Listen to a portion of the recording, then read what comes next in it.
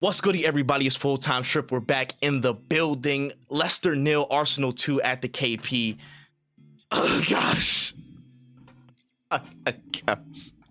So the wheels fall off, I guess. It's the emotional toll. You already know what it is, Arsenal fans. Y'all know what it is, man. Make sure you like, comment, subscribe. Hope you've been doing well. But what a end of the game. What a call from the heavens. What a godsend. What a godsend solution. You know what I mean?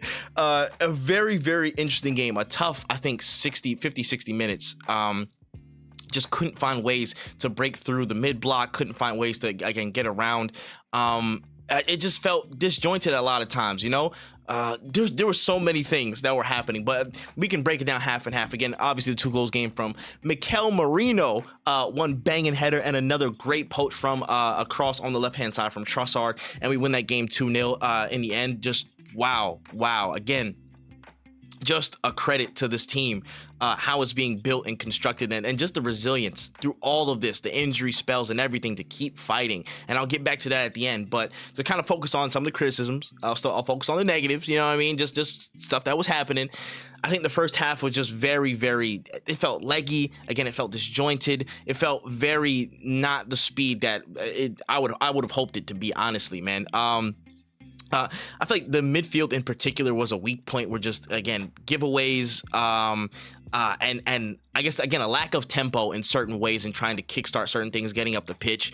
And I feel like a lot of things, the press as well, I thought was, again, weaker, obviously, with certain people out and responsibilities having to be taken up, like, again, Odegaard dropping deep, so he can't lead the press because he's trying to help build up, trying to push them back a little bit. So we saw spells where we suffered. You know, we saw spells where we had to rely on our defensive organization and structure to kind of get through some chances. But yeah, I think the moral of the day, and I guess the highlight of the day, was just execution on the breaks, execution in the final third. That's what a big theme of this season has been: creativity and execution. I think today was, again, most of it was not a good day. You have to give credit to somebody who I'll get back to as well, Ethan Waneri, for being a lot of that live wire and spark. But from the rest of the team, I just don't think it was working. I don't think there was people dropping deep and trying to make certain things happen, but just didn't feel as not energized exactly, but I'd say measured and precise and aggressive with some of the attacks, in my opinion. But I mean, listen, it was a tough watch. For the first 60 minutes, it was a tough watch. I'll keep it a buck with you. I don't even want to overanalyze, per se, because, again, you can tell with so many people that we have out, with some of the adjustments that we've had to make. But some of the simple things, again, the precision of pass, the weight of pass, driving, you can see just how kind of the lack of options that we have on fast breaks in terms of, pure runners, pure carriers, somebody who can, take the game themselves over long distances. Outside of Declan Rice, we really don't have that in the squad right now. So it's going to be tough to make those transitions super effective, and has to go through kind of, really, really accurate, really aggressive and forward passing.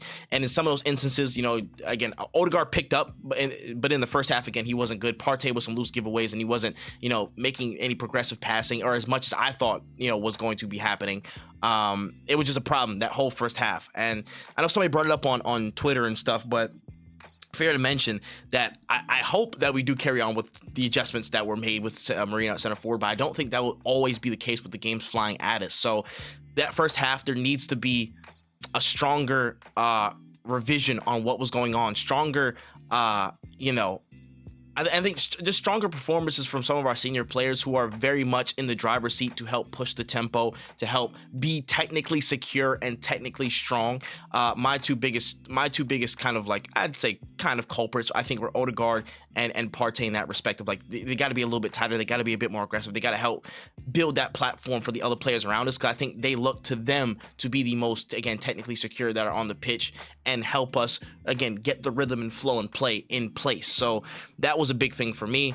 Again, a lot of that has to come down with some of the opposition that we're facing with mid blocks, but a lot of that has to come down to just rising to that level and being crisp, not falling into the mistakes or lulls or frailties or moments of lapses and mental breaks, but having that real steady tempo in the middle. That's key to what we're doing. Again, it's hard.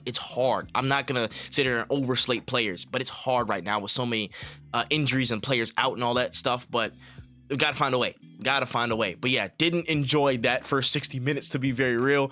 Sterling, obviously, man was getting ripped every single possession. It's tough because I'm not gonna talk too much about the ownership stuff until like the end of the season, because that window's shut. I'll talk about it in clips and memes and stuff, and I'll joke about it, but like I don't want to get deep in the weeds about how this ownership really was in the actual videos. I'm talking earnestly, and not like joking or whatever, but Sterling has honestly not really kicked on from certain he had way better performances in other parts of the season. It just feels like he's got to tighten up. It's no excuse to say, oh yeah, now let's put him on the bench and get somebody else in, or we need every person available. Every person needs to be at their best, and I can't just say, oh yeah, man, ship him off somewhere. We don't got nobody else to ship back. We don't, you know what I'm saying? One in, one out don't even work no more, bruh. It's one out and then one less number, and then we're all screwed. You know what I mean? He has to improve. He has to do better. Simple as that. Point blank, period. Let's see. I can go to the second half though. Just the positives. Again, I thought we had a better sense of, again, the tempo, getting a hold of the ball more, getting a hold of, again, pushing them back. Leicester aren't great defensively, so it was just getting them in the right situations and then striking. And then that comes down to a few very, very key players. One person I do want to mention before we get into the attacking key players, again, Miles Lewis-Skelly didn't have the best of games in my opinion, but that block was incredibly vital to us staying in the game, us keeping momentum forward and such. That was very key. Very, very, very key, man. Again, not the best of games, but did numbers as well. And then I will say, once we made those changes, we brought in Calafiori, Jorginho, I believe, who else came on? Obviously, again, Tierney, Merino did, obviously, but then Tierney as well. I think Calafiori and Jorginho were really big to help, again, sustain a little bit of play, sustain a little bit of continuity and rhythm with the ball, and some of that X factor, some of that attack. I thought Calafiori, again, his little cameo, I thought he did really well on the drive, just being really forward thinking, holding the ball on the carry until the right times. Again, on the second goal, that was exemplary when he, again, fed Trossard on the left-hand side. I thought that was very good. We need that, the X factor. You know what I'm saying? If people can stay fit, those little bits of X factor that we can scratch and scrounge, that will be key for us to get to the place that we need to go. Again, Kieran Tierney with his crossing, Calafiori with, again, his driving with the ball and quality in the final third, because we know he has it in his locker. That will be key for us in the games to come. So I'm glad, you know what I'm saying, they had the chance to get some runouts. I'm glad Calafiori had an impact on the game like that. But to get forward to it, the two main players I want to talk about. First, Ethan Nwaneri. This guy is ridiculous, bro. This guy is ridiculous. The poise, the aggression, the attack. He exemplifies everything that I want to see with this Arsenal attack. As a 17-year-old, the burden of responsibility for attacking in this game mostly fell to a 17-year-old. One, that speaks to his talent, but two, that speaks a little bit to the negligence of the board to supply this team with the proper reinforcements. And I don't want to harp on it, but I will say that. I know I went back on my word a little bit, but I will say it just a little. I'm not going to go deep in the weeds. But I will say that. Nwaneri was great today. I think he was really, really good. Again, kept composed, kept on the ball. His groundwork, his dueling was really good. I think he won like 8 out of 10, 8 out of 12 or something like that. He was very, very good on the ground, was aggressive, physical, did really, really good work. I was, as always, I was very impressed with him, man. Again, there was a shot where he kind of like, I think he got either got on from a layoff or he was kind of dribbling past a couple people around the D. But what's it called? He just pinged the shot that was just off the top of the bar, and he just looked a threat all the way through. He looked a threat. At one point, he was having 4 players around him like Saka, man. Crazy that we've saved so much money with him being a potential, again, winger replacement and winger depth as Saka recovers and stuff, because he is lethal around the box. He's lethal in attack, and having that focus of going forward, only being forward and only thinking mostly forward, you know what I mean, in his responsibilities when he gets on the ball and when we're in possession, that's a really good thing to see him develop. I'm so glad that he's had this opportunity to kick on and he's taking it by the scruff of the neck. Love him. Damn. I low-key still want to give my man and match to Ethan Nwaneri, but I mean, 2 goals in a vital circumstance. Merino might have to get it. I don't know. They could split it. I don't even want to give a man and match today like that. It's between them two. Just know. But Mikel Merino, man, a guy who's been getting a lot of flack for, you know, maybe his lack of kicking on, again, being slow with the fitness and all that stuff, not finding a place there. there's been a lot of adverse comments about Merino and his place in the team, but his instincts in the final third, being a I talked about this with other people. I might have mentioned it in a previous video, but there are gears and there are cogs that are really looking to, in terms of attack, in my opinion. There are people who make things happen, who are, again, pushing that with their own tempo. They're being their own energy sources, creating tempo, creating moments, link ups. They're facilitating attacking play from happening. And then there are cogs that benefit off of it, that roll and connect with the gears to make things happen and finish off the moves that the gears create. I think Merino's a very, very good cog. We saw it in international games, saw it in international play at the Euros, that he's a beneficiary, especially in the box, can be a really, really good poacher, especially in the air. We saw a bit of that today. Just set up Waneri, perfect, beautiful cross, beautiful vision, just no time needed, bang, cross out, Merino, great header in, and again, on the second goal as well. Just finding himself at the right time, timing himself with the run. Trossard with a great ball in from the left-hand side. He finishes off. I think that was a pretty difficult finish as well. I think that was with his left foot, just bang, right into the corner. Really, really difficult finish, but he sinks it. And at a time where we need strikers, or we need center forwards, it was very, very much needed. Again, he's a physical presence. I really do. I understand. Like, I kind of agree with the comparisons to Havertz in terms of he's a physical body, technically pretty sound. You know what I'm saying? He's not sloppy with it, with anything too much, I don't think, and he's able to have that level of similarity to Havertz, to where we can possibly play a little bit longer, possibly play in a bit of more physical target man play instead of having Trossard in the false nine, and making things happen. And being able to benefit off of crosses is such a big thing, especially in this run. I've been saying this for like 2 seasons, and a lot of people have as well. Shout out to Bastien, shout out to N7 on Twitter as well, who literally just talked about it today. Half space crossing could be such a benefit for us if we have the bodies to really, really do it. I think that would be such a vital piece of evolving and adapting in this current space and time. The half space crossing, just being able to pick out those passes ahead of certain people, not letting players get too deep into settled play.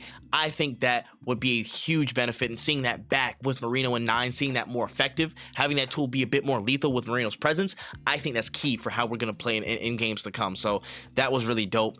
But I will give a quick shout out, man. Mikel Arteta, bro. Listen, no matter what they say about you, brother, you're generational, man. I don't care what people say. I don't care. Say what you want to say. Again, obviously circumstances against us. He's not perfect, obviously, but the way we have not lost since November, and he's been keeping this team adapting, again, just adjusting with so many things.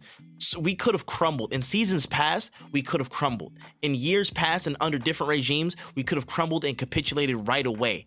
Right now, we're sitting 4 points behind Liverpool. Right now, we're waiting for the round of 16 in the Champions League. I'm not saying that I'm fully satisfied with that, but you have to give credit where credit is due and be proud of that fact that other managers would not have made it through these things. Other managers would not have tried to, pull through these things. Like, huge credit goes to Arteta and his coaching staff for keeping this team motivated, for keeping, again, the tactics fresh and keeping things rolling in a time where it'd be so easy for them to fall off. But you heard him in those interviews in this week. This is the challenge. This is the challenge that he loves. He's not making excuses. He's never made excuses like that. And this is the time where he's like, yo, listen, we got to get in tighter and get grittier and find those ways to win. I'm so happy that this guy is my manager, because he's shown so much to be a top level manager. It's just the fine-tuned details for him to improve on the things that he needs to, and getting us over the line, man. He's, bro, crazy. I'm sorry. Say what y'all want. You know what I'm saying? Look as obtuse as y'all would like. This guy has been keeping us and helping us be afloat for so long, in a time where I don't want to mention them, but other forces that be aren't as ambitious and as determined to win as he is and as these players are. So that's all that has to be said. Next up, I don't even know who we have next up. I think it's West Ham at home. Another game where will we see Merino at 9? I don't know. Will we see Trossard again? I don't know. There's so many things that could happen. Listen, till the wheels fall off. This is my final message. Till the wheels fall off, guys. Listen, the window's closed. You can mope, you can complain, you can bitch, you can do all that stuff like that. But when the whistle blows, support the team. This is it. This is all we got. This is it. You know what I'm saying? Support the team. Get behind the team. Believe, as much as things might tell you it's not possible. Why not? You know what I'm saying? It's free. It's free. And I know some of y'all might be scared to be wrong or try and be clowned by rival fans, bro. Don't worry about them. Worry about your love for the club, bro. Worry about your love for this. You know what I'm saying? Worry about your love for that. You know what I mean? And then we move week by week till the wheels fall off, man. Till the wheels fall off. But let me know about the game in the comment section below, what your thoughts were.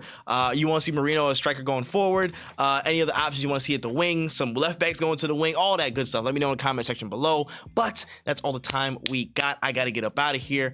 This has been Full-Time Trip. That's all the time we have. I'll catch you in the next one. COYJ!